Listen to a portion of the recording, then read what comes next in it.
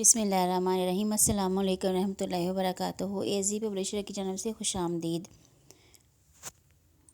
سیرت طیبہ میں اب ہم نمبر 3 پوائنٹ میں پڑھیں گے ہجرت حبشہ، پیج نمبر 41-42۔ عزیز طلبہ، اب ہم پڑھیں گے ہجرت حبشہ، حاصلات تعلم۔ اس سبق کی تکمیل پر طلبہ اس قابل ہو جائیں گے کہ حبشہ کے بادشاہ نجاشی کی شخصیت کے بارے میں جان سکیں گے، ہجرت کا مفہوم سمجھ سکیں گے، ہجرت حبشہ کے بارے میں جان سکیں گے، نجاشی کے دربار میں حضرت جعفر بن ابی طالب کی تقریر کے اہم نکات سے واقف ہو سکیں گے، مکہ مکرمہ میں اسلام کے ابتدائی سالوں میں رسول اللہ صلی اللہ علیہ وسلم اور صحابہ کرام رضی اللہ تعالیٰ عنہ کی مشکلات کے بارے میں جان سکیں گے۔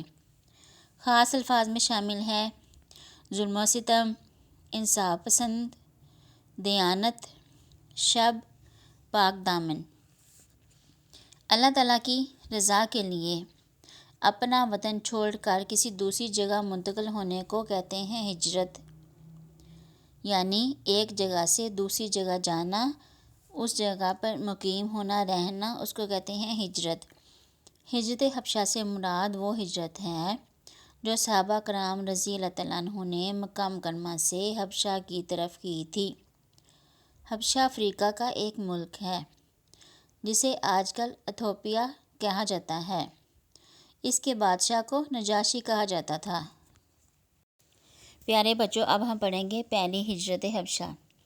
قریش کے تمام ظلم و ستم کے باوجود مسلمان اسلام سے وابستہ رہے، یعنی قریش نے جتنے بھی ظلم و ستم کیے مسلمانوں پر، اس کے باوجود مسلمانوں نے اسلام کو نہ چھوڑا۔ قریش کو اپنی تمام چالیں ناکام ہوتی ہوئی نظر آئیں تو انہوں نے مسلمانوں پر مزید ظلم و ستم کرنا شروع کر دیے۔ رسول اللہ صلی اللہ علیہ وسلم نے محسوس کیا کہ ایسے سخت حالات میں مسلمانوں کے لیے اسلامی تعلیمات کے مطابق زندگی بسر کرنا مشکل ہوتا جا رہا ہے۔ آپ صلی اللہ علیہ وسلم نے مسلمانوں کو حبشہ کی طرف ہجرت کرنے کی اجازت دے دی اور فرمایا کہ جو چاہے وہ حبشہ جا کر اطمینان اور سکون کی زندگی گزارے، کیونکہ وہاں کا بادشاہ بڑا انصاف پسند اور رحم دل ہے۔ چنانچہ رسول اللہ صلی اللہ علیہ وسلم کی اجازت سے 11 مرد اور 4 عورتوں نے حبشہ کی طرف ہجرت کی۔ ان مہاجرین میں حضرت عثمان غنی رضی اللہ تعالیٰ عنہ اور ان کی زوجہ حضرت رقیہ بنت رسول اللہ صلی اللہ علیہ وسلم بھی شامل تھیں۔ یہ حبشہ کی طرف پہلی ہجرت تھی۔ نبوت کا 5واں سال تھا اور رجب کا پہلا مہینہ تھا۔ حبشہ کی طرف اور مسلمان بھی جانے لگے۔ کچھ عرصہ کے بعد یہ خبر پھیل گئی کہ اہل مکہ مسلمان ہو گئے ہیں۔ مسلمان حبشہ سے واپس آ گئے، لیکن مکہ مکرمہ پہنچ کر پتہ چلا کہ یہ خبر غلط تھی۔ اب کفار مکہ کا ظلم پہلے سے بھی بڑھ گیا تھا۔ دوسری ہجرت حبشہ۔ تھوڑے عرصے کے بعد قریش کے ظلم و ستم سے تنگ آ کر، یعنی پہلی ہجرت کے کچھ عرصے کے بعد قریش کے ظلم و ستم سے تنگ آ کر مسلمانوں نے دوبارہ حبشہ کی طرف ہجرت کی۔ قریش کو جب مسلمانوں کی روانگی کا علم ہوا تو وہ بہت زیادہ غصے میں آ گئے۔ انہوں نے مسلمانوں کا پیچھا کیا، لیکن مسلمانوں کو حبشہ جانے والا ایک تیار جہاز مل گیا۔ وہ اس پر سوار ہو کر حبشہ پہنچ گئے۔ اس ہجرت میں 83 مرد اور 19 خواتین شامل تھیں۔ حبشہ کے بادشاہ نجاشی نے مسلمانوں سے بڑا اچھا سلوک کیا۔ وہاں مسلمان امن و سکون سے رہنے لگے۔ یہ حبشہ کی طرف دوسری ہجرت تھی اور یہ نبوت کا 6واں سال تھا۔ اہل مکہ سے جب یہ صورتحال برداشت نہ ہوئی تو انہوں نے تحفے دے کر ایک وفد نجاشی کے پاس بھیجا۔ وفد نے نجاشی سے کہا کہ ہمارے ملک سے چند لوگ بھاگ کر یہاں آئے ہیں، جنہوں نے اپنے باپ دادا کا دین چھوڑ کر ایک نیا دین اختیار کر لیا ہے۔ وہ آپ کے دین کے بھی مخالف ہیں۔ آپ ان لوگوں کو ہمارے حوالے کر دیں۔ یہ سن کر نجاشی نے مسلمانوں کو دربار میں بلایا اور ان سے صورتحال کی وضاحت چاہی۔ انہوں نے کہا کہ مجھے جو یہ وفد آیا ہے اس کے بارے میں بتائیں۔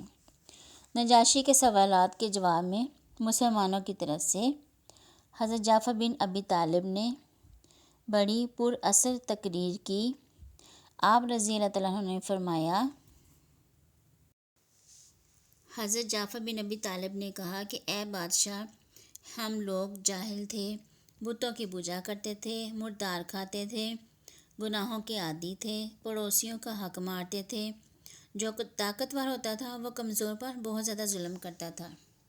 ہم ایسی ہی حالت میں تھے کہ اللہ تعالیٰ نے ہم پر بہت زیادہ کرم کیا، ہم میں ایک رسول کو بھیجا جس کے نسب، شرافت، امانت و دیانت سے ہم سب اچھی طرح واقف تھے۔ اس نے ہمیں اللہ کے سچے دین کی طرف بلایا، بت پرستی سے منع کیا، شرک سے منع کیا، نماز، روزہ اور زکوٰۃ کا حکم دیا، پاک دامنی اور صلح رحمی کی تعلیم دی۔ ہم اس نبی پر ایمان لے آئے، شرک اور بت پرستی چھوڑ دی، تمام برے اعمال چھوڑ دیے۔ اسی وجہ سے ہماری قوم ہماری دشمن ہو گئی ہے۔ وہ چاہتی ہیں کہ ہم اسی گمراہی کی طرف پھر واپس آ جائیں۔ ہم ان کے ظلم سے تنگ آ کر اپنے ملک سے نکل کر آپ کے ملک میں آ گئے ہیں۔ اے بادشاہ، ہمیں امید ہے کہ آپ کے ہاں ہم پر ظلم نہیں ہوگا۔ نجاشی نے حضرت جعفر بن ابی طالب رضی اللہ تعالیٰ عنہ سے کہا کہ وہ اپنے نبی پر نازل ہونے والے کلام کو سنائیں۔ حضرت جعفر رضی اللہ تعالیٰ عنہ نے سورہ مریم کی چند آیات تلاوت کی۔ نجاشی اور اس کے درباری کلام الہی سن کر بہت متاثر ہوئے اور ان پر رقت طاری ہو گئی، یعنی ان پر اس کلام کا بہت زیادہ اثر ہوا اور وہ رونے لگے۔ اس موقع پر نجاشی نے کہا، یقیناً یہ کلام اسی ہستی کی طرف سے نازل ہوا ہے جس نے حضرت عیسیٰ علیہ السلام پر انجیل مقدس نازل فرمائی تھی۔ نجاشی نے عمرو بن عاص اور قریش کے سفیروں سے کہا کہ میں مسلمانوں کو تمہارے حوالے نہیں کر سکتا۔ اس طرح قریش کا یہ وفد اپنے مقصد میں ناکام واپس ہوا اور مسلمان وہاں امن و اطمینان سے رہنے لگے۔ بعد میں نجاشی نے بھی اسلام قبول کر لیا۔ ہجرت حبشہ کا واقعہ پڑھنے سے معلوم ہوتا ہے کہ صحابہ کرام رضی اللہ تعالیٰ عنہ نے اپنے دین اور عقیدے کی حفاظت کے لیے بڑی قربانیاں دی ہیں۔ صحابہ کرام رضی اللہ تعالیٰ عنہ کے طرز عمل سے ہمیں یہ سبق ملتا ہے کہ ہمیں بھی اپنے دین اور ایمان کی حفاظت کے لیے کسی بھی قربانی سے دریغ یعنی پیچھے نہیں ہٹنا چاہیے۔ عزیز طلباء، اگلی سبق تک کے لیے اللہ حافظ۔